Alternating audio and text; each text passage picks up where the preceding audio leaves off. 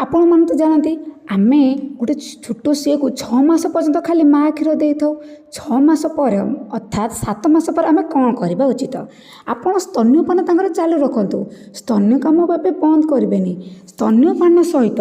6 मास पर दिन को 2 ରୁ 3 थर चामच नरम चकटा खाद्य खुंती से चकटा खाद्य आप गाजर बीट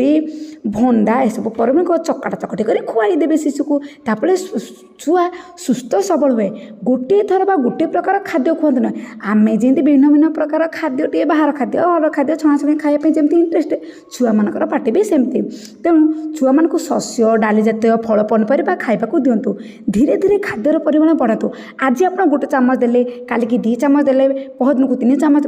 धीरे धीरे कर खाद्य परिमाण बढ़ातु शिशु को सुस्थ रखापी सहित बुद्धिर विकास आप लघुसार द्रवण आयरन युक्त खाद्य ये खाइबा दिंतु सबू खाद्य खाइला